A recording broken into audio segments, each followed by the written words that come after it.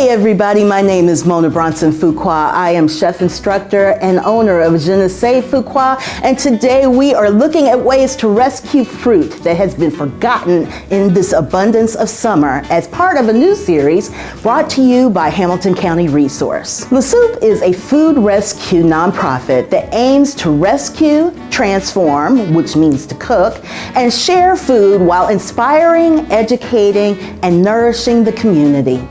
As part of the education team, I teach cooking improv, the skill to cook anything by using your senses.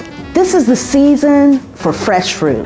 Fruit typically has a short shelf life, meaning it's super tasty for just a small period. But whether it's too much fruit or you're worried about whether it's ripe enough, you don't need to pitch it. There's always something you can do with it. And today we're going to cover how to save the taste of summer. Some of what you want to know is also available in other places. Check out wastedfoodstopswithus.org for guides on how to store your produce so your fruit can stay fresh longer. When your fruit eventually crosses the peak of freshness, then what do? We recommend cooking or freezing as ways to get the most punch out of your produce. First up, compote. What fruits can be good in a compote? Stone fruit is an excellent place to start. Berries, palm, which are apples or pears. You may want to skip things like melons, bananas, kiwi. They might have a little bit of a funky texture. However, you can include things like pineapple or citrus. We're going to work on our compote right now, and the first place you want to start is with your stone fruit. So one of the things you want to keep in mind is just because a fruit has a little bit of a bruise or a dark spot doesn't mean that it's not good. We're going to start by taking off our peel. Don't get me wrong, I'm taking peel off, but personally I like a little bit of texture in mine, so I'm going to leave some of it on, but I want to get in here so that you can see where we have bruised fruit. It's one bruise, not the whole thing. So we're just going to take that one little part out. I'm just going to take the stone out of the fruit, and then you just need to slice and dice.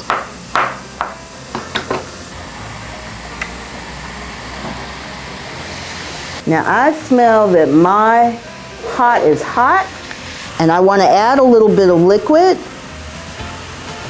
but I don't necessarily want to dilute the flavor, so I'm going to use a little bit of lemon. But an important thing to know is if you don't want seeds in your product, you can squeeze it through your hand. Your hands should be clean anyway. I need a couple of tablespoons of sugar. You will note that I am not using measuring spoon. That's because in my world, I like to consult with my ancestors and see what they have to say, especially when I'm improvising. So we have our peaches, we have our sugar, we've got some lemon in here. I think I want a little bit of contrast in my color, because we eat with our eyes and not just with our taste buds. So let's add a little bit of strawberry.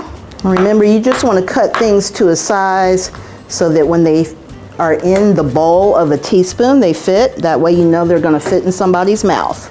And let's take a look at another kind of stone fruit. This is a plum, and actually it is a little bit more firm. It's not completely ripe yet. So I'm going to leave the skin on, in part because it's tart.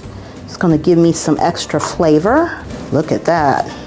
One final thing, a little bit of blueberry.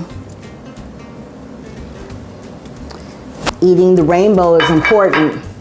Another place that you're going to be able to take a look online is our Eat the Rainbow link. You can take a look and see what vegetables and fruits are available, in this particular case fruits. But we're getting cooked down here. You can see I'm going to have a little bit of a taste, because I want to see if I have enough sugar.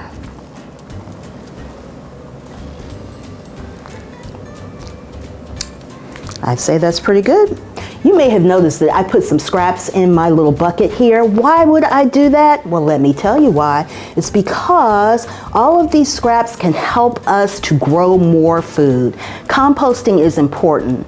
We don't want to contribute to our carbon footprint, and we also don't want to have to buy fertilizer when we can make it. Anything else that is a vegetable or fruit, you can compost with. And Hamilton County Resource has a wonderful program in our communities to help us do just that.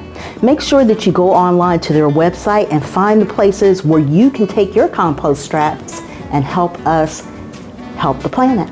As you can see, our compote has cooked down. It's still chunky, but it started to get a little bit syrupy, and we are actually ready to use it in a recipe. I will say that if for some reason you wanted to use a palm, like an apple or a pear, you could keep it chunky, or you could use applesauce if you weren't going to use this, and you could use applesauce instead of an added sugar. You only need to add the sugar if for some reason you feel like your fruit isn't sweet enough. Of course, the longer your fruit has been forgotten, the more likely it is to be a little bit sweet. We have some lovely Greek yogurt here. We're gonna put a little bit of our compote here on top. And then we have some really beautiful toppings here. So one good way to add some protein to that Greek yogurt is to add some tahini. That's going to give you a little bit of a nutty umami flavor. You can just drizzle that on top. We have some beautiful pistachios here. So let's put those on top. Look at that contrast. And then just to be a little bit extra, we're going to put a little bit of honey on top. That looks like breakfast, lunch, dinner, dessert, or anything else that is going to be a little bit sweet, a little bit savory, a whole lot of goodness that not only is good in your belly, but it cleans out your refrigerator at the same time. Let's see what we got going on here.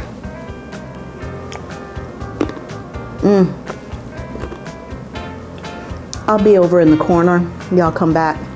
We'll be back in a minute. We are so happy that you joined us today.